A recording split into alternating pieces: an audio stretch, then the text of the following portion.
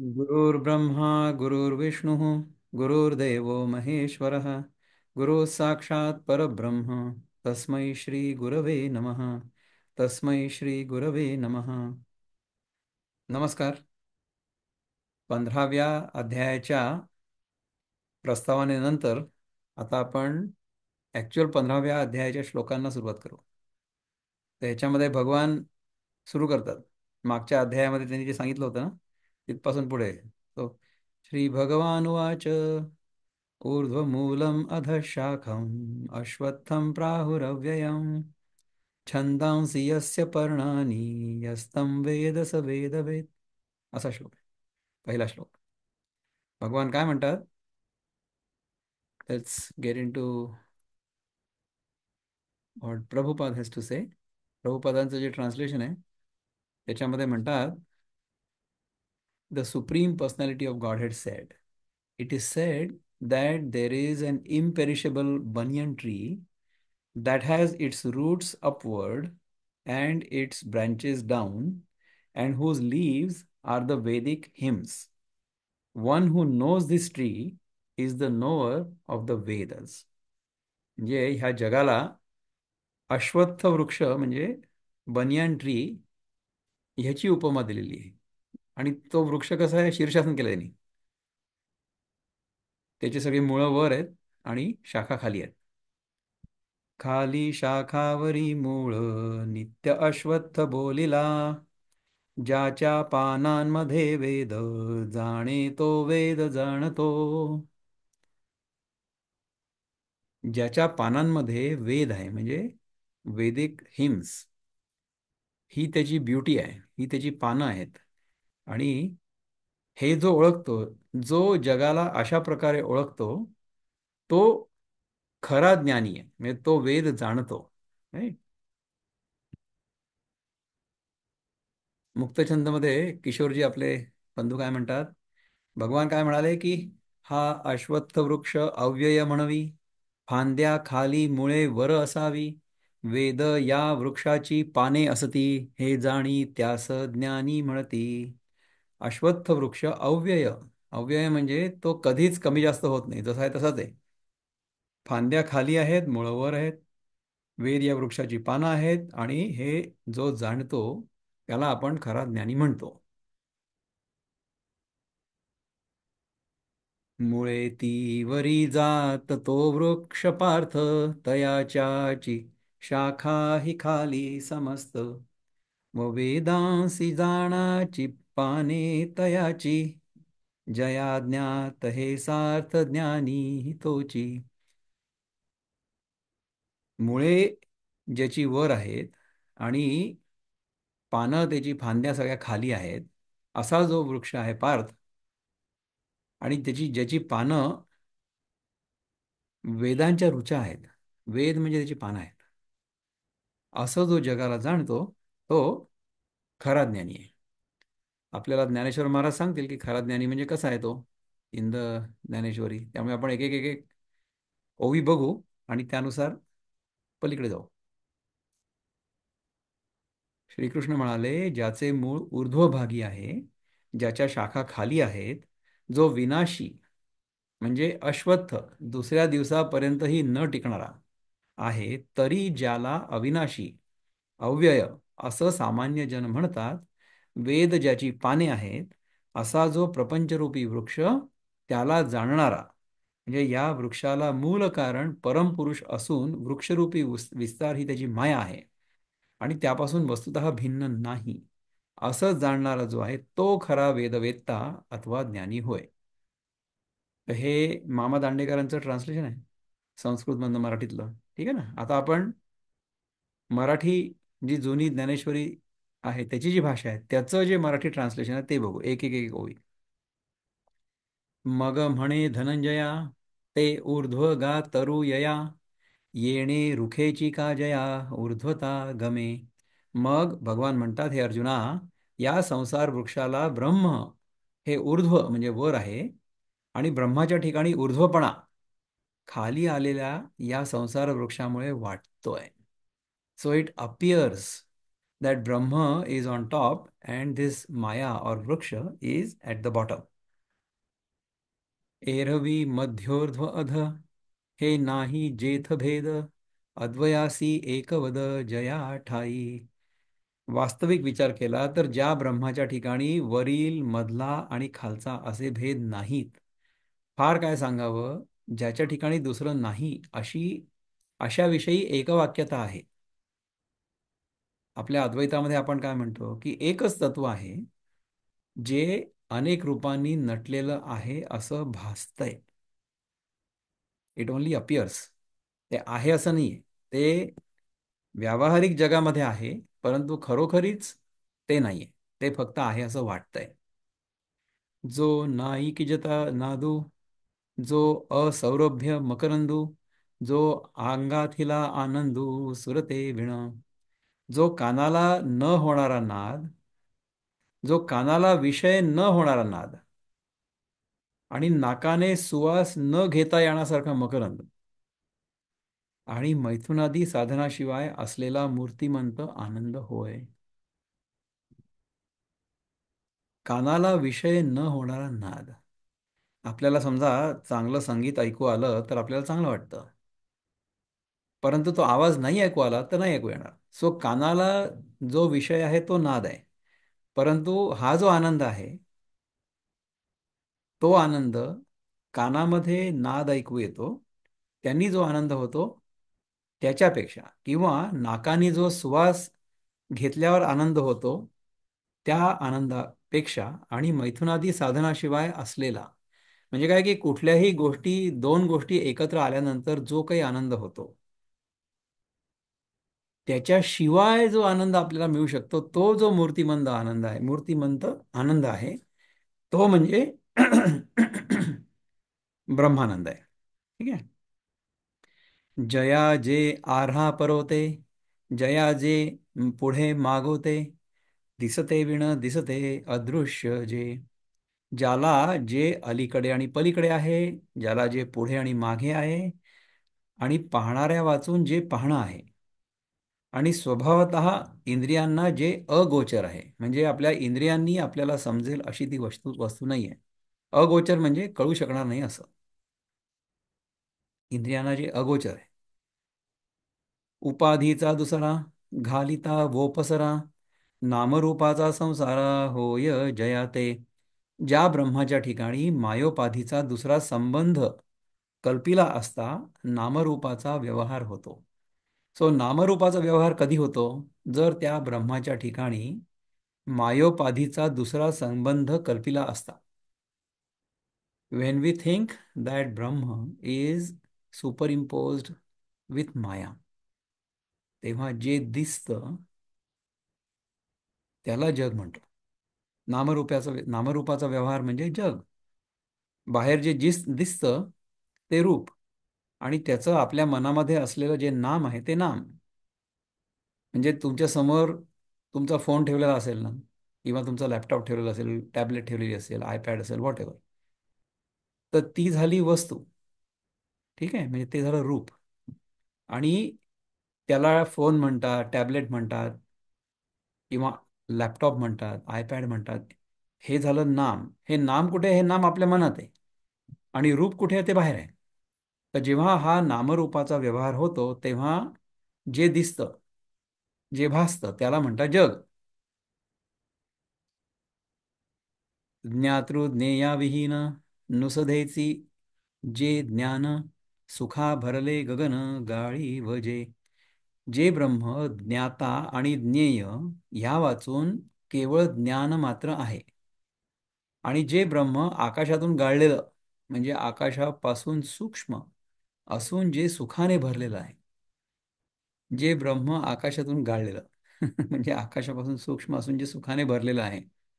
आकाशातून आपण समजा गाळलं, तुम्ही इमॅजिन करा बरं जरा, की समजा आपण आकाशामधनं एखादी वस्तू गाळली तर काय होईल? आकाशामधनं एखादी वस्तू गाळता येईल का? नाही गाळता येणार ना. कशा उपमा दिल्या बघा. सी, ब्रह्म म्हणजे all encompassing reality, which is what we are, म्हणजे our essential nature is that. परंतु हा नामरूपाचा व्यवहार केव्हा सुरू होतो? नामरूपाचा व्यवहार आपण जेव्हा डोळे उघडतो सकाळी, सकाळी उठल्याबरोबर तेव्हा सुरू होतो. त्याच्या आधी आपण जेव्हा झोपेत असतो ना, गाढ झोपेत असतो, तेव्हा हा नामरूपाचा व्यवहार जो असतो तो बंद होतो. It disappears. Because for the observer there is nothing to observe. किंवा हा जो ऑब्झर्व करणारा आहे ना, अनुभव घेणारा, आत्ता जो जागृतावस्थेमध्ये हा बोलतोय किंवा तो ऐकतोय, हा जो जागृतावस्थेमधला अनुभव करताय, तो अनुभव करता जो आहे तो झोपेमध्ये नाहीसा होतो. त्यामुळे नामरूपाचं जे जग असतं ते रोज नाहीसं होतं ना. आपल्याला रोज रात्री झोपेमध्ये जगाचा अनुभव होतो का? नाही होत. तर जेव्हा आपण उठतो तेव्हा हे जग आहे असं वाटतं, आणि ह्या जगाला मी अनुभव करतो आहे असं मला वाटतं. म्हणजे मी अनुभव करता आणि मला अनुभव होत असलेलं हे जग, हे जे द्वैत आहे किंवा हा जो खेळ आहे, हे आपोआप सुरू होतं सकाळी उठल्याबरोबर. त्याला आपण कोणीच काहीच करू शकत नाही. काय करायचं त्याच्यासाठी? आहे तर आहे. म्हणजे आपण समजा सकाळी उठलो आणि आपल्याला डोळ्यांनी समजा दिसलं काहीतरी, तर आपण कोणाला जाऊन सांगणार थोडीच आहे की डोळ्यांनी मला दिसतंय म्हणून. ही समस्या नाही. ते होतच. म्हणजे जग हे आपल्याला उठल्याबरोबर अनुभवायला येईलच, याच्याबद्दल आपण काही नाही करू शकत. हं? काय करायचं? बघू काय करायचं ते. जे कार्य ना कारण, जया दुजे ना एकपण, आपण या जे जाण आपणची. जे कोणाचं कार्य नाही आणि जे कोणाचं कारणही नाही, ज्याला दुसरं कोणी नाही, आणि दुसऱ्याच्या अपेक्षेने येणारा एकपणाही त्याच्या ठिकाणी नाही, जे आपणच आपल्याला आहे असं समज, ते आपलं खरं स्वरूप आहे. हां. ऐसे वस्तू जे साचे, ते ऊर्ध्व गा यया तरुचे, तेथ आर घेणे मुळाचे, ते ऐसे असे. अशी जी सत्य वस्तू म्हणजे ब्रह्मवस्तू, ती या संसार वृक्षाचं ऊर्ध्व आहे. तिच्या ठिकाणी संसार वृक्षाच्या मुळाचं अंकुर निघालं आहे, ते असं आहे. तो प्रकार पुढील प्रमाणे. असा आहे प्रकार तो. तरी माया ऐसी ख्याती, नसतीच यया आती, का वांझेची संतती वानणे जैसी. तर या संसार वृक्षाच्या मुळाची माया म्हणून जी प्रसिद्धी आहे ती नसलेलीच आहे. किंवा ज्याप्रमाणे वांझेच्या संततीचं वर्णन करणं हे केवळ नुसते शब्द आहेत. इथे बघा, हा म्हणजे त्याला म्हणजे अजातवाद म्हणतात. अजातवाद म्हणजे काही जन्मच नाही झाला जिचा. सो मायेमुळे हे जग निर्माण झालेलं आहे असं फक्त वाटतंय. ऍक्च्युली काहीच निर्माण नाही झालेलं आहे.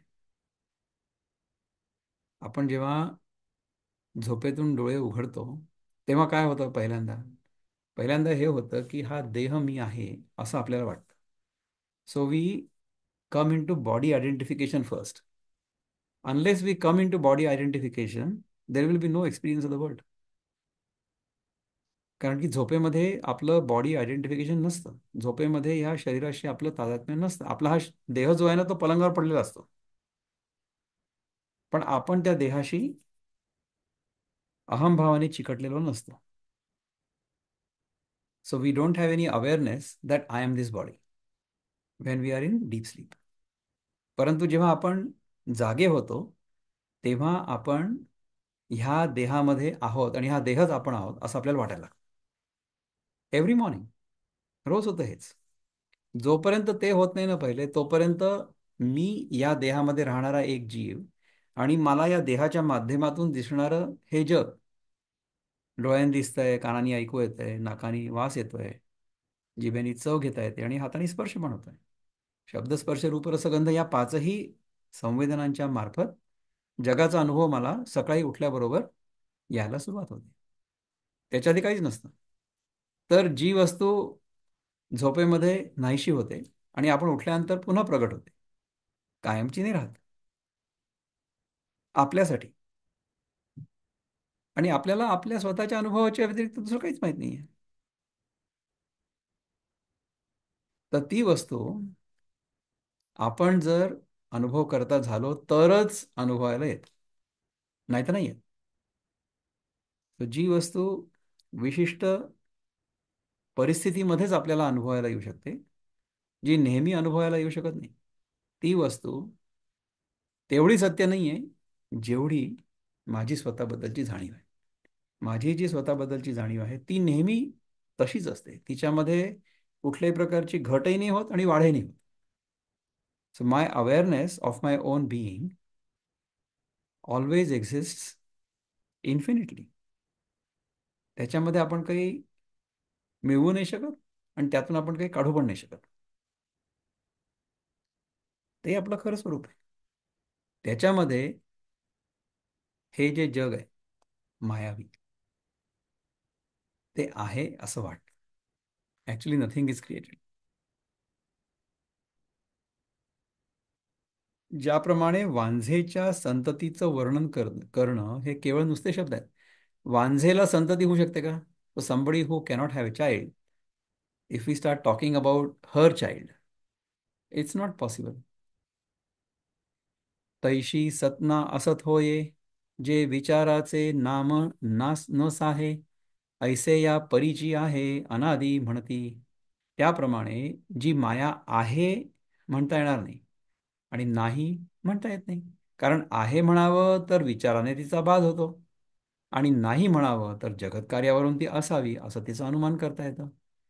जिला विचाराचं नाव सहन होत नाही, अशा प्रकारची ती आहे आणि तिला अनादी, आरंभरहित असं म्हणतात. म्हणजे ती माया जी आहे तिला आहे असंही म्हणता येत नाही आणि नाही असंही म्हणता येत नाही. आहे, नाही आणि याच्या पलीकडे जे आहे ते सत्य आहे, ते आपण आहोत. जे नाना तत्वांची मांदस, जे जगत भ्रमाचे, जगदभ्राचे, जगद अभ्राचे, जे जगदभ्राचे आकाश, जे आकार जाताचे दुस, घडी केले. जी माया संसार वृक्षाचं बीज आहे आणि जी माया प्रपंचरूप वृक्षाची जमीन आहे आणि जी माया विपरीत ज्ञानाला प्रकाशन करणारी प्रज्वलित मशाल आहे, जे भवद्रुम बीजिका, जे प्रपंच चित्रभूमिका, विपरीत ज्ञानदीपिका साचली जे, जी माया अनेक शक्तींची पेटी आहे, जी माया जगदरूपी ढग येण्याचं आकाश आहे, अथवा जी माया संपूर्ण विश्वाकार रूपी वस्त्राची घडी केलेली आहे, ते माया वस्तूच्या ठाई असे जैसेनी नाही, मग वस्तू प्रभाची पाही प्रगट होय. ती माया ब्रह्माच्या ठिकाणी जशी नाही अशी आहे, मग वस्तूचा प्रकाशच जगत रूपाने प्रकट होतो. जेव्हा आपण या आली निद, करी आपण पे जेवी मुग्ध, का काजळी आणि मंद प्रभा दीपी. जेव्हा आपल्याला झोप येते तेव्हा ती आपल्याला जशी मूढ करते, किंवा दिव्याच्या ज्योतीच्या ठिकाणी काजळी वाढली असता ती काजळी जशी दिव्याचा प्रकाश मंद करते, तशी ही माया आपल्याला अंधारात ठेवते. हं? स्वप्नी प्रियापुढे तरुणांगी, निदेली चेववुनी वेगी, आलिंगिले निवीण आलिंगिले निवीण आलिंगी सकामू करी. स्वप्नात आपल्या नवऱ्यापुढे निजलेली तरुण स्त्री स्वप्नातच नवऱ्याला जागा करून त्याला खरं खरं आलिंगन दिल्याशिवाय, स्वप्नातच आलिंगन देऊन त्याला खरोखर सकाम करते. म्हणजे स्वप्नामध्ये सुद्धा आपल्याला अशा प्रकारचं स्वप्न पडू शकतं. तैसी स्वरूपी जाली माया, आणि स्वरूप नेणे धनंजया, तेची रुखा यया मूळ पाहिले. त्याप्रमाणे स्वरूपाच्या ठिकाणी झालेली माया आपला आश्रय जे स्वरूप त्याच्या ठिकाणी नेणं म्हणजे अज्ञान आणते. तेच या संसार वृक्षाला पहिलं मूळ आहे. जेव्हा माया ब्रह्माला आच्छादित करते तेव्हा त्याच्या पलीकडचं सगळं सुरू होतं. आणि माया म्हणजे ओरिजिनल अज्ञान, ओरिजिनल इग्नोरन्स, पहिलं अज्ञान. मायेला तर युनिव्हर्सल अज्ञान हे पण म्हणतात. माया इज युनिव्हर्सल अज्ञान. So when the reality or the ultimate truth is completely covered by ignorance, then this world will appear. Otherwise not. नाहीतर काय होईल की जी व्यक्ती स्वतःच्या स्वरूपामध्ये पूर्णपणे स्थित आहे, त्या व्यक्तीला जग दिसलं तरी सुद्धा काही फरक नाही पडणार. जग आहे, दिसतंय, आहे असं वाटतंय, परंतु ते भासमान आहे आणि ते अनित्य आहे. ह्या दोन्ही गोष्टी पूर्णपणे समजलेल्या असल्यामुळे त्याच्याबद्दल कुठल्याही प्रकारची आसक्ती नाही राहणार. त्याच्यामध्ये अडकण्याचा काही प्रश्नच नाही. म्हणजे आपण अनेक वेळा हे उदाहरण बघितलेलं आहे की समजा उन्हाळ्याच्या दिवसांमध्ये आपल्याला दुपारी समजा मृगजळ दिसलं, असं वाटलं की पाणी आहे. तो कशामुळे ते दिसतं वगैरे हे आपल्याला माहिती आहे. म्हणजे फिजिक्स आपण शिकलो होतो लहानपणी, तेव्हा आपल्याला कळलं होतं की जे वेगवेगळ्या घनतेचे वायूचे थर असतात, म्हणजे layers of air of different density, त्याच्यामधनं प्रकाश जेव्हा परावर्तित होतो, when light gets refracted from it, and illusion of water is created. म्हणून त्याला मृगजळ म्हणतात. आणि मृगजळ ह्याच्यासाठी म्हणतात की हरिण त्याच्या मागे मागे पळतं. मृग म्हणजे हरिण. हरिण त्याच्या मागे पळतं. त्याला असं वाटतं की तिथे पाणी आहे आणि तिथे गेलं की आपली आपली तहान भागेल. पण आपल्याला हे माहिती आहे की हे कसं दिसतं. So we know it is an illusion. So we will not run after it. Only when we know that it is an illusion. जर आपल्याला खरंच कळलं की हे जग म्हणजे आभासात्मक आहे किंवा जसं आहे तसं नाही कळत आहे आपल्याला. उदाहरण कशाकरता दिलं? उदाहरण याच्याकरता दिलं की एखादी वस्तू आहे असं वाटतंय आणि त्याच्यामुळे आपल्याला काहीतरी लाभ होणार आहे किंवा उपयोग होणार आहे किंवा आपली तहान भागणार आहे असं वाटतं. तर जगामधल्या वस्तू आपण जेव्हा ग्रहण करतो तेव्हा त्या वस्तूंचा आपल्या इंद्रियांशी जेव्हा संयोग होतो तेव्हा सुखाची अनुभूती होते तात्पुरती. त्यामुळे आपण असा निष्कर्ष काढतो की जगाच्या वस्तू जेव्हा आपण प्राप्त करू आणि त्यांचा उपभोग घेऊ तेव्हा आपण सुखी होऊ. हा भ्रम आहे. त्याच्यातून जर आपल्याला बाहेर निघायचं असेल तर त्याचं खरं स्वरूप काय आहे हे जाणलं पाहिजे. समजा ते खरं स्वरूप आपण जाणलं. ते खरं स्वरूप कसं आहे? ते खरं स्वरूप म्हणजे आभासात्मक आहे. दिस is what this shloka is trying to tell us. आणि ज्ञानेश्वर महाराज आपल्याला या सगळ्या ओव्यांमधनं समजावून सांगण्याचा प्रयत्न करतायत की जग जसं दिसतंय तसं ते नाहीये. मायेच्या आच्छादनामुळे, मायेने त्याला पूर्णपणे कव्हर केल्यामुळे, माया म्हणजे काय? Ignorance, universal ignorance. Because of that ignorance we assume the world is real. We assume the world is a means of enjoyment. परंतु हा भ्रम आहे. दिस इज इग्नोरन्स. तर हा सगळ्यांनाच आहे आणि सगळ्यांना असल्यामुळे तेच सत्य आहे अशी डेमोक्रेसी तर नाही आहे अध्यात्मामध्ये. जर 99% लोकांना असं असं वाटत असलं की हे जग खरं आहे, मग काय झालं? There is a thumping majority of those who think the world is real. मग ते काय करतील? हे जे 1% लोक आहेत की ज्यांना माहिती आहे की हे जग खरं नाही, त्यांच्यावर ते राज्य करतील. That is called democracy. नाही? आता तुम्ही बघा की थम्पिंग मेजॉरिटीनी आपल्याला 2 राज्यांमध्ये विजय मिळाला. हं? एका पक्षाला. तर दुसऱ्या पक्षाला किंवा विरोधी पक्षाला असं वाटतंय की काहीतरी गडबड झाली. परंतु विरोधी पक्षाची भूमिका ज्या लोकांना पटते आणि त्या राज्यांमध्ये विरोधी पक्षाचं जर सरकार आलं तर तिथे काही गडबड नाही का? जिथे आपल्याला निवडणूक जिंकता येत नाही तिथे काहीतरी गडबड आहे. आणि जिथे आपण निवडणूक जिंकतो तिथे काहीच गडबड नाही. मग कसं जिंकलो? तर गडबड असेल तर मग सगळीकडे सारख्याच प्रमाणात असायला पाहिजे. नाही, विचार करून बघा तुम्ही विचार. तर बहुतांश लोकांना समजा असं वाटत असलं की हे जग सत्य आहे आणि सुखाचं साधन आहे, त्याच्यामुळे हे सत्य आहे असं सिद्ध नाही होत. So truth is not dependent upon democracy. Truth is not dependent upon majority opinion. Truth is truth. तर हे फार कमी लोकांना कळतं. म्हणून तर आपलं हे जे चिंतन सुरू आहे ना, या चिंतनामध्ये फार लोकांना रस नाही आहे. परंतु जर तुम्हाला या चिंतनाची गोडी लागलेली असली किंवा आहे, म्हणून तर तुम्ही आलात, तर तुमच्यासारखे भाग्यवान तुम्हीच आहात. हे कळल्यानंतर जगामध्ये आपल्याला सुखाची अनुभूती होणार नाही असं नाही म्हणत आहे मी.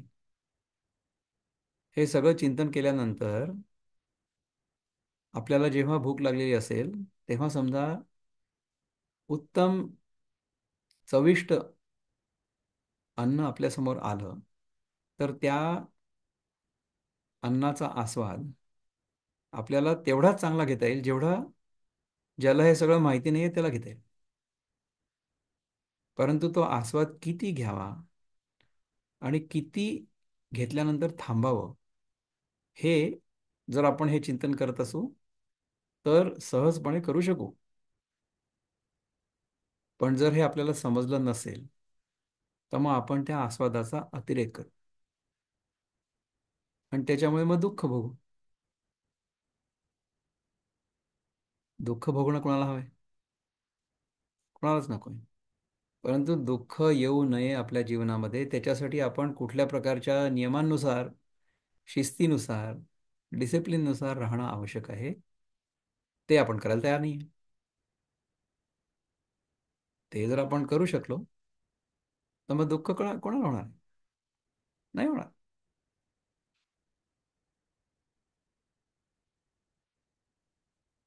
वस्तुसी आपला जो अबुधू, तो ऊर्ध्वी आठळे जे कंदू, वेदांती हाची प्रसिद्धू बीज भावो. ब्रह्मवस्तूला जे आपलं अज्ञान आहे, तेच या संसार वृक्षाचा ब्रह्मवस्तूच्या ठिकाणी बांधला गेलेला कासा आहे, ऍक्सिस आय वुड गेस. आणि वेदातही याला बीजभाव असं प्रसिद्ध नाव आहे. कासा म्हणजे काय? कोणीतरी can somebody look it up. घन अज्ञान सुषुप्ती, तो बीजांकुर भाव म्हणती. येर स्वप्न हन जागृती, हा फळभावो तियेचा. पूर्ण अज्ञान अशी जी निद्रावस्था, तिला वस्तूच्या अबोधरूपी बीजाची अंकुरावस्था असं म्हणतात. आणि इतर ज्या दोन जागृती आणि स्वप्न अशा अवस्था आहेत, त्यांना त्या सुषुप्तीरूपी अंकुराची फलावस्था आहे असं म्हणतात. आता हे मराठीत जरी लिहिलेलं असलं तरी सुद्धा समजायला कठीण आहे. पूर्ण अज्ञान अशी जी निद्रावस्था, म्हणजे आपल्याला झोपेमध्ये पूर्ण अज्ञान आहे, तिला वस्तूच्या अबोधरूपी बीजाची अंकुरावस्था, त्याच्यामध्ये आपल्याला वस्तूचा बोध होत नाही. परंतु ज्याप्रमाणे एखादं बी असतं, जे अंकुरण्यापूर्वी फक्त बीज असतं, त्याच्यामध्ये समजा परिस्थिती व्यवस्थित आली तर मग ते अंकुरेल. आता समजा आपण पुष्कळशे लोक स्प्राउटिंग करून खातो ना, मुगाची डाळ म्हणा, मटकीची म्हणा, आणखीन कुठले स्प्राउट्स आपण खातो, हे अंकुरित. स्प्राउटेड म्हणजे अंकुरित, स्प्राउट म्हणजे अंकुर. तर ज्याप्रमाणे नुसती बी असते, त्याच्यामध्ये अंकुर नसतो, पण त्याच्यामध्ये ती पोटेन्शियालिटी आहे. ठीक आहे ना? त्याप्रमाणे आपण जेव्हा झोपलेलो असतो तेव्हा वस्तू नसते, परंतु ती वस्तू निर्माण होईल अशी सुप्तावस्था आहे. आणि ते आपण जेव्हा जागे होतो किंवा आपण स्वप्न बघतो तेव्हा ती अंकुरित होते. So it sprouts. What sprouts? My sense of observership, my sense of individuality. My sense of जीवाहूड हे आपोआप निर्माण होतं. केव्हा? आपण जागे होतो तेव्हा. झोपेमध्ये हे सुप्तावस्थेत असतं. सुप्तावस्थेत म्हणजे it is unmanifested. So in the deep sleep our sense of identity, our sense of observership, our sense of being an observer, मी स्वतः अनुभव करता, ही जी आपली जाणीव असते जागृतावस्थेमध्ये किंवा इव्हन स्वप्नावस्थेमध्ये, ती या निद्रावस्थेमध्ये सुप्तावस्थेत असते. म्हणजे इट इज हिडन और इट इज अनमॅनिफेस्ट. ठीक आहे. आणि सुषुप्ती रूपी अंकुराची फलावस्था म्हणजे कुठली? जागृती आणि स्वप्न. जेव्हा आपण जागे होतो किंवा आपण स्वप्न बघतो, ती अंकुरित अवस्था आहे किंवा ती फलावस्था आहे. कार्य आणि कारण. कारण इज फळ. कार्य काय? बी पासून वृक्ष, वृक्षापासून फळ, आणि पुन्हा फळामध्ये बी आणि पुन्हा वृक्ष. असा हा फळ आणि वृक्ष आणि पुन्हा फळ आणि पुन्हा वृक्ष, असा हा जो कार्यक्रम आहे, हा कार्यक्रम अनादी काळापासून सुरू झालेला आहे. काळापासून सुरूच आहे आणि सुरूच आहे, सुरूच राहिला आहे. त्याला काही नाही करू शकत. सो हे जे कार्यकारण आहे, दिस कार्यकारण इज व्हॉट परपेच्युएट्स द वर्ल्ड. वृक्षाचं कारण बी आणि बीचं कारण वृक्ष. So it's a परपेच्युअल circular motion. जग जे आहे किंवा या जगाचा आपल्याला जो अनुभव येतो, तो सगळा सिक्लिकल आहे. इट्स ऑल सिक्लिकल, लिनियर नाही. ऐसी यया वेदांती निरूपण भाषा प्रतीती परिते असो प्रस्तुती अज्ञान मूळ.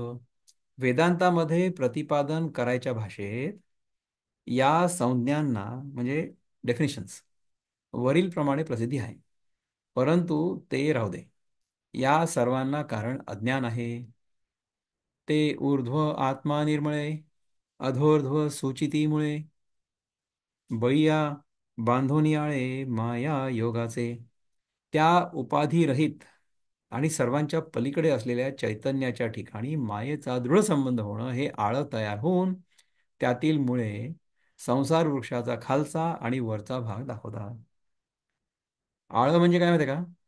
जेव्हा समजा आपण एखादं रोप किंवा झाड जमिनीत लावलं ना, तर त्याच्या भोवताली आपण एक असं गोल खड्डासारखा तयार करतो आणि त्याच्यामध्ये पाणी भरतो. त्याला आळं म्हणतात. त्या आळ्यामध्ये समजा आपण पाणी टाकलं तर काय होईल? तिथे जे रोप आहे ते फोफावेल. किंवा जर आपण बी टाकली असेल तर ते बी अंकुरित होईल. नाही का? तर ही माया म्हणजे ते आळा आहे. त्याच्यामुळे ब्रह्म जे आहे ना, त्यातून वृक्ष फोफावतो. अशी गंमत आहे. मग आधिली सदेहांतरे उठती जिये अपारे, ते चौपासी हो घेऊनी आगारे खोलावती. मग अपार असे निरनिराळे देह खाली चोहीकडे अंकुर घेऊन खोल जातात. ऐसे भवद्रुमाचे मूळ हे ऊर्ध्वी करी बळ, मग आणियांचे बेचळ अधि दावी.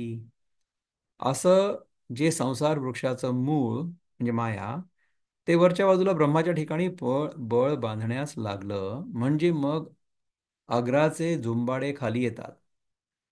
म्हणजे फांद्या खाली यायला लागतात. तेथ चिद्वृत्ती पहिले महत्तत्व उमलले, ते पान वाल्हे दुल्हे एक निघे. त्या जुंबाळात चिद्वृत्ती म्हणजे माया, त्या मायेपासून पहिल्या प्रथम महत्तत्व हेच काय ते एक उमललेलं कोवळं लुसलुशीत पान निघतं. महत्त्व हे पहिलं पान. So this is how the world comes in to existence according to our Upanishads. की या ब्रह्मावर जेव्हा मायेचं आवरण तयार होतं तेव्हा पहिलं जे तत्व तयार होतं त्याला म्हणतात महत्त्व. मग सत्वरजतमात्कू सत्वरजतमात्मकू सत्वरजतम आत्मकू त्रिविध अहंकारू जो एकू, तो तिवणा अधोमुखू डिरू फुटे. मग त्या पानाला सत्व रज तम अशा प्रकारची, म्हणजे अशा तीन प्रकारचा अहंकार आहे, तोच खाली मुख असलेला असा तीन पानांचा एक शेंडा फुटतो. So this is how the world gets created. The whole world gets created. हे मला असं वाटतं एका कुठल्या तरी उपनिषदामध्ये आहे की हे कसं तयार होतं ते. I am trying to think Taittiriya Upanishad, if I am not wrong. Okay, मला ते मोस्ट लाईकली तैत्तिरीय आहे. कोणाला तरी माहिती असेल कन्फर्म, तुम्ही सांगू शकता मला. तो बुद्धीची घेऊनी आगारी, भेदाची वृद्धी करी, तेथे मनाचे डाळ धरी साजेपणे. तो त्रिगुणात्मक अहंकार सत्वापासून उत्पन्न होणाऱ्या बुद्धीचं शेंड घेऊन भेदाची वृद्धी करतो, तेव्हा टवटवीत अशा मनाची डहाळी वाढावयास लागते. तर त्या त्रिगुणात्मक जो अहंकार आहे तो आपल्या बुद्धीमुळे मन तयार करतो. तो पहिले महत्त्व, मग त्याच्यामधनं सत्व रजतम, आणि यातलं जे सत्व असतं त्यामुळे जी बुद्धी तयार होते, त्या बुद्धीतून मग पुढे मन. ही सगळी थिअरी आहे. ओके, ही थिअरी समजली किंवा समजली नाही तरी काही फरक नाही पडत. समजली चांगली गोष्ट आहे, इट्स एंटरटेनिंग. पण त्याचा जो मूळ गाभा आहे म्हणा, किंवा त्यातनं जे सार आहे जे आपल्याला समजण्यासारखं किंवा समजावं अशी ज्ञानदेवांची इच्छा आहे म्हणा, किंवा अनेक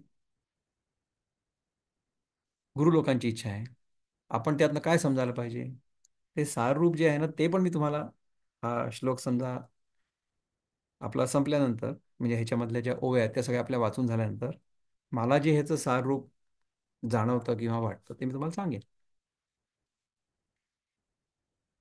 ऐसा मुळाची आगाढिका, विकल्परस कोवळिका, चित्त चतुष्टय डहाळिका, कोंभे जेदो. कोंभे जे तो, याप्रमाणे मुळाच्या दृढतेबरोबर विकल्परूपी रसाच्या कोवळेपणाने भरलेल्या अशा मनबुद्धी चित्त अहंकार रूपी लहान फांद्या या त्रिगुणात्मक अहंकारात.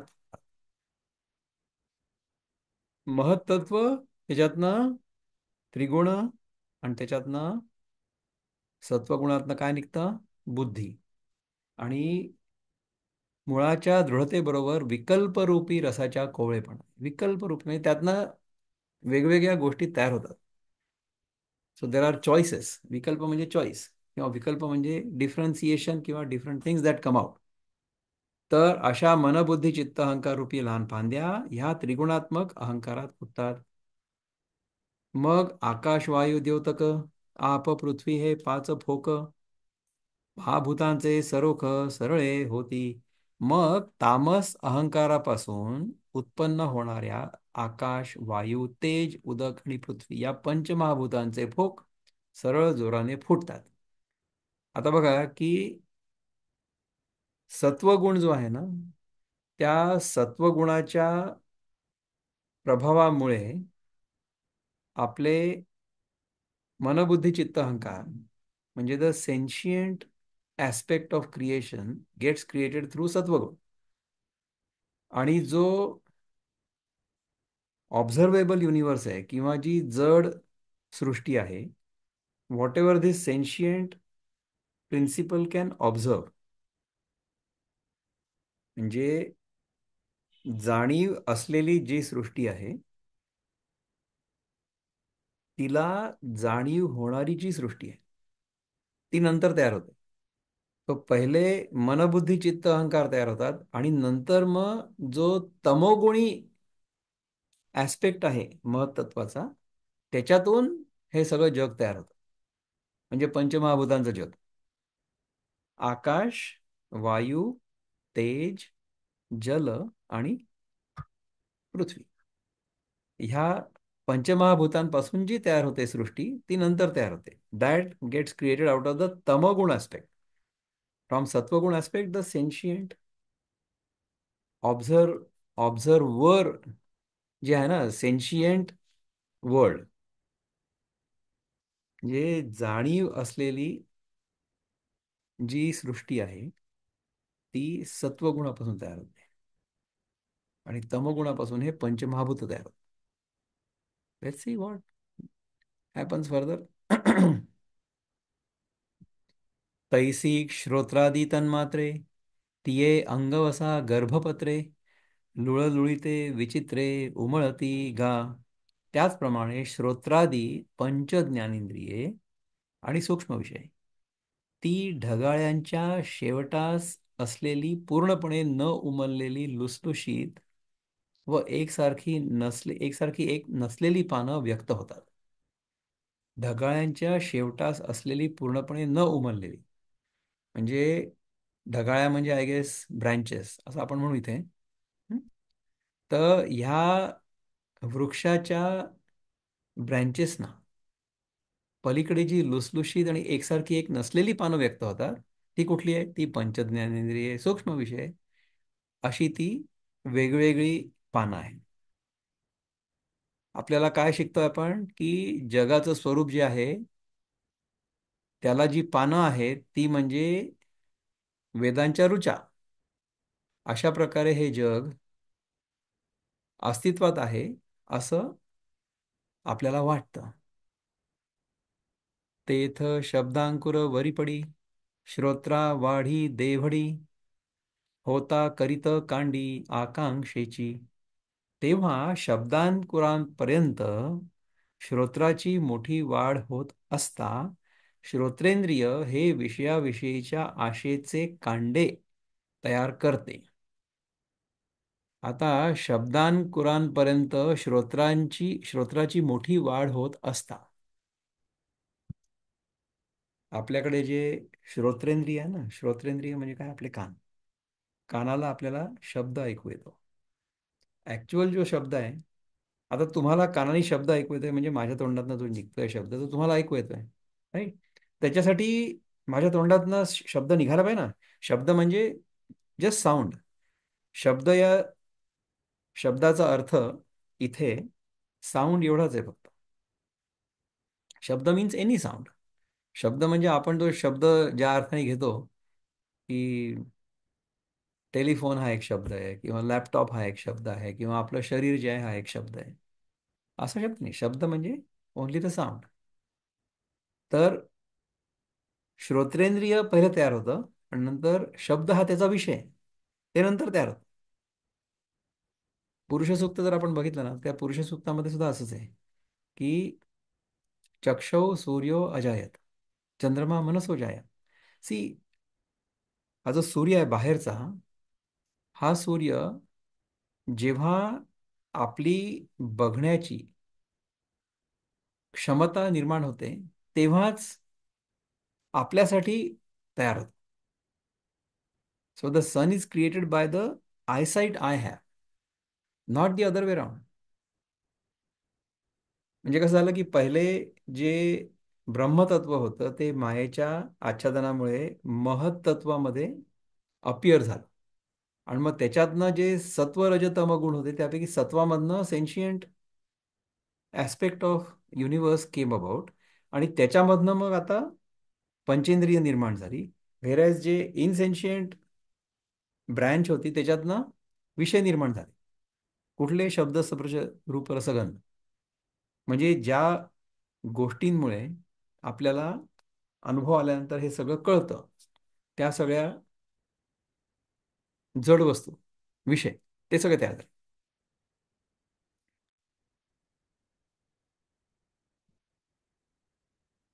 अंग त्वचेचे वेलपल्लव स्पर्शांकुरी घेती धाव तेथ बांबळ पडे अभिनव विकारांचे. शरीरातील त्वग इंद्रियांचे वेल. त्वग इंद्रियांचे वेल म्हणजे आपली त्वचा म्हणजे द सेन्स ऑफ टच.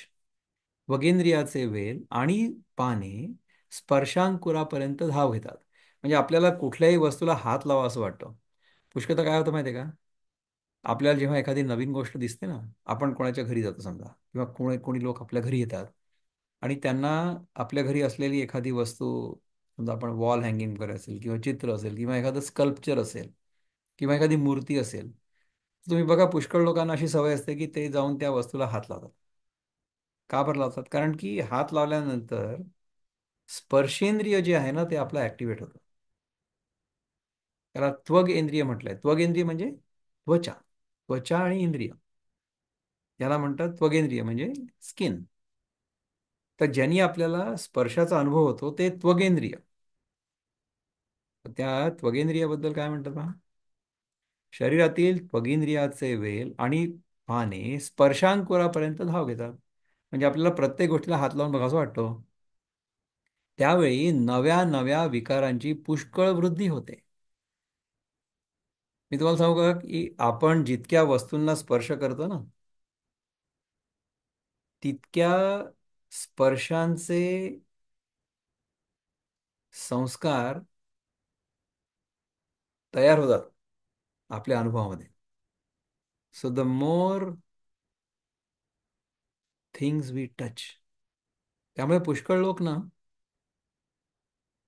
कुठेच हात लावत नाहीत किंवा कोणाला हात लावत नाही, किंवा आपल्या संस्कृतीमध्ये सुद्धा ना आपण दुरून नमस्कार करतो, स्पर्श नाही करत. पुष्कळशे लोक जे असतात म्हणजे जे साधक असतात, पुष्कळशे साधक म्हणू आपण, ते कुठल्याही वस्तूला स्पर्श करत नाही.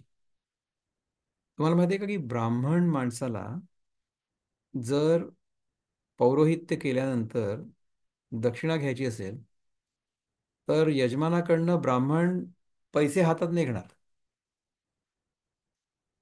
यजमानाकडनं तो पैसे म्हणेल की तुम्ही त्या पाकिटात ठेवा आणि पाकिट इथं ठेवा, आणि मग ब्राह्मण ते उचलतो. म्हणजे आपण त्याच्या हातात पैसे नाही देऊ शकत. अशा प्रकारचे सुद्धा नियम काही ब्राह्मण पाळतात. आता कोणाच्या कडनं आपण समजा एखादी वस्तू घेतली तर त्याच्यामध्ये त्या व्यक्तीच्या मनातले जे काही व्हायब्रेशन्स वगैरे असतील, म्हणजे भावना असतील, त्या भावना त्या स्पर्शामुळे आपल्यापर्यंत ट्रान्समिट होऊ शकतात, नाही का. तर ह्याच्यासाठी तर मी हे बघितलं होतं. म्हणजे कोइंबतूरला मी एकदा गेलो होतो. ईशा फाउंडेशनमध्ये सद्गुरू जग्गी वासुदेव त्यांचा मोठा आश्रम आहे तिथे. तर तिथे समजा साधक असतील ना, तर ते साधक, त्यांना हे सांगितलं जातं की कोणाला स्पर्श करायचं नाही. म्हणजे दे डोंट शेक हँड्स. ते दूरनं तुम्हाला नमस्कार करतात. तर अशा प्रकारची साधना लोक करतात, नाही असं नाही. कारण की त्याच्यामुळे संस्कार उत्पन्न होऊ नये म्हणून. परंतु जर आपल्याला हे कळलेलं असलं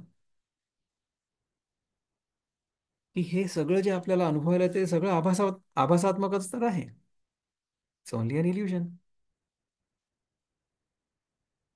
त्यामुळे आपल्याला कुठल्याही विषयाला स्पर्श केल्यानंतर जो अनुभव येतो तो तात्पुरता आहे, तो आभासात्मक आहे.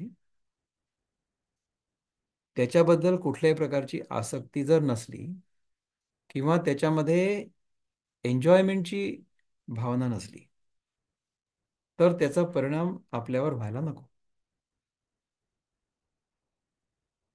त्यामुळे काही साधक असे आहेत, म्हणजे आमचे जे गुरु आहेत स्वामी अनुभवानंद, त्यांना मी बघितलं आहे एकदा.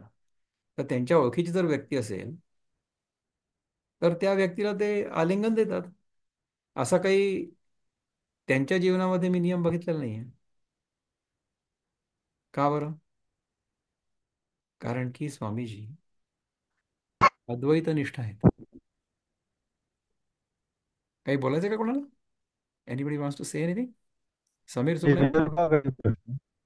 समीर, काही बोलायचंय का? हो. काही बोलायचंय? हो. इम्पॉर्टंट.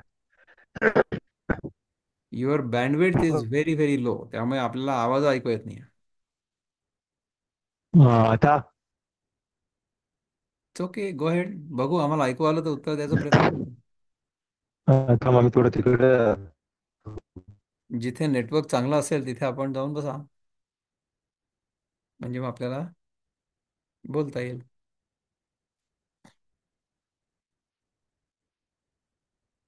आणखी कोणाला काही आत्तापर्यंत आपण जे चिंतन केलंय त्याच्याबद्दल काही प्रश्न आहे का? थोडी थिअरी आहे. कासे कासे शब्द आपण मगाशी बघितला ना. हा. तो कासे म्हणजे कंबर. कंबर. भले तरी देऊ कासेची लंगोटी.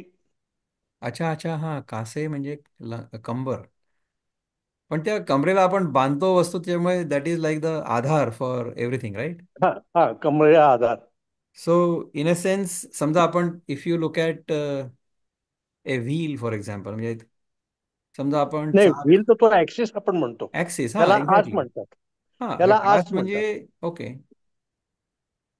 आणि हे कास आहे. हा. Okay, so Sameer, we have lost. हे आपण कासे पितांबर म्हणतात ना, कासे कासे पितांबर. पितांबर, हा खरंय. कासे कस्तुरी म्हणजे कंबर. लाल म्हणजे आजचं जो गॉट हे इट, आहे. करेक्ट. थँक्यू विजय दादा for looking it up. Okay, आता समीर येईपर्यंत आपण पुढे जाऊया. Let's go further. करायची होती येस, की म्हणजे ताई. आपण जे म्हणतो ना की स्पर्शाने त्यांच्या ज्याचा स्पर्श होतो किंवा ज्याच्या मनात, त्याच्या मनातले विचार किंवा ते संस्कार आपल्यापर्यंत पोहोचतात. हा यासाठी माझी आजी नेहमी म्हणायची की जेव्हा आपण म्हणजे ती जेव्हा स्वयंपाकघरात असायची, हा. तर कधीही कोणावर रागवून चिडून बोलायचं नाही. आनंदाने स्वयंपाक करायचा. कारण ते संस्कार अन्नावर पण घडतात आणि ते आपले प्रियजन तो ग्रहण करतात स्वयंपाक. तर ते जे रागाचे किंवा काय म्हणतात, भांडणं, चिडचिड वगैरे असले जे संस्कार होतात ते अन्नातून दुसऱ्याला पोहोचू नयेत. तर आनंदाने स्वयंपाक झाला पाहिजे, असं तिचं म्हणणं असायचं नेहमी. एवढा सूक्ष्म विचार आहे, आणि तो दैनंदिन जीवनामध्ये, आपल्या संस्कृतीमध्ये लोकांनी किती सहजपणे पाळलेला आहे, ह्याचं हे उदाहरण आहे. आणि मी त्याच्याशी पूर्णपणे सहमत आहे. म्हणजे मी पुष्कळदा म्हणतो की जर स्वयंपाक करणं ही समजा एक टास्क वाटत असेल, इफ यू थिंक की हे आता करावं लागतंय, मला कसं करायचं वगैरे, तर मग त्याच्यापेक्षा न केलेलं बरं. तर त्याच्यासाठी आपला सत्व कार्यक्रम किती उपयोगाचा आहे. स्वयंपाक करायची गरजच नाही, नाही. So if you think of cooking as a chore, you might as well not do it. तर पण मी ह्याचं रिव्हर्स पण बघितलेलं आहे. म्हणजे आत्ता मी इथे आलेलो आहे इंदोरला, तर लीनाची मोठी बहीण इथे आत्ता आहे. आणि काल मी तिला म्हटलं की तू भेंडीची भाजी करते, त्याच्यासोबत मेथीची पीठ लावून भाजी पण करशील का? मला दोन्ही भाज्या खायला आवडतील. तर म्हणे मी बिलकुल करते. आणि ती म्हणे जर कोणी चवीनी आवडून खाणारं असलं तर त्यांच्यासाठी मुद्दाम स्वयंपाक करणं इज अ प्लेजर. तर ही पण वृत्ती असू शकते कोणाची तरी, की अरे तुला हे आवडतंय ना, मग मी तुला खायला देते, मी बनवते तुझ्यासाठी मुद्दा. असं पण होऊ शकतं. स्मिता ते बोला. हं, त्यावरून मला आठवण झाली की पूर्वीच्या काळात बायका सोवळ्याने पण स्वयंपाक करायच्या. हो, म्हणजे कुणालाही हात नॉट न जस्ट लावता. मानसिक शुद्धी, बट ऑल्सो शारीरिक शुद्धी. हा, कारण ते संस्काराचं असेल. कारण दुसऱ्या कुणाला हात लावला की ते संस्कार होऊन ते अन्नापर्यंत पोचतात. पोचू आणि शकतात. दुसरं, तुम्ही हां. आता तुमच्या गुरुदेवांबद्दल बोलत होता ना, ते मध्येच तो धागा तुटला, ते हां. परत सांगा ना जरा. तो धागा असा तुटला, मी त्यांच्याबद्दल जे सांगितलं ना, की ते हा. अद्वैतनिष्ठ आहेत. त्यामुळे मी त्यांना लोकांना हात लावताना किंवा लोकांना आलिंगन देताना सुद्धा बघितलेलं आहे. कारण की त्यांच्या मनामध्ये द्वैतभाव नाहीच आहे ना. जर आपली अद्वैत निष्ठा दृढ असली आणि जर आपल्या मनामध्ये केवळ शुद्ध प्रेम असलं, त्याच्यामध्ये कुठल्याही प्रकारची वासना नसली, म्हणजे वाईट प्रकारची वासना नसली, तर आलिंगन देण्यामध्ये दोन्ही जीवांना किंवा दोन्ही शरीरांना आनंदाची अनुभूती होते. आता अमेरिकेत तर एकमेकांना आलिंगन देणं ह्याच्यामध्ये काही गैर मानलं जात नाही. तुम्ही एखाद्या छोट्या मुलाला सुद्धा बघा की जे मूल आपल्या आईच्या शरीराला बिलगलेलं असतं, त्या स्पर्शामध्ये एक प्रकारच्या सुरक्षिततेची भावना आहे. जर प्रेमाने आपल्याला कोणी आलिंगन दिलं तर त्या स्पर्शामुळे आपल्याला आतून आनंदाची अनुभूती होते किंवा होऊ शकते. त्याच्यामध्ये कुठल्याही प्रकारची वाईट वासना नसेल तर, आणि असू नये. परंतु ईशा फाउंडेशनमध्ये मी बघितलं होतं की इथे जे साधक आहेत त्या साधकांनी इथे येणाऱ्या कुठल्याही लोकांना शरीराने स्पर्श करू नये अशी त्यांना शिकवण दिलेली आहे किंवा अशी तिथली शिस्त आहे. तर मी या दोन मधला फरक याच्यासाठी दाखवला की अद्वैतामध्ये कशी निष्ठा असू शकते आणि कुठल्या प्रकारचा व्यवहार होऊ शकतो ॲज अपोज टू द्वैतामध्ये. योग शास्त्र जे आहे ते द्वैतावर आधारित आहे, त्यामुळे त्याच्यामध्ये जगाला सत्य मानलेलं आहे. आणि योगिक साधनेमुळे जगापासून आपण स्वतःला वेगळं करायचं ही साधना आहे. की जगाच्या वस्तूंमुळे विषयांमुळे आपल्याला त्रास नाही होणार हे आपल्याला कसं करता येईल? प्रत्याहार, है ना? यम नियम आसन प्राणायाम प्रत्याहार, धारणा ध्यान समाधी. तर प्रत्याहार जी आहे ते म्हणजे जगाच्या विषयांपासून स्वतःला वाचवणं. We have to protect ourselves from that. ही योग साधना आहे, म्हणजे इट्स ओनली ए प्रॅक्टिस. ज्यांना त्या प्रकारची साधना आवश्यक आहे आणि सुटेबल आहे, ज्यांच्यासाठी ती योग्य आहे, त्यांनी ती अवश्य करावी.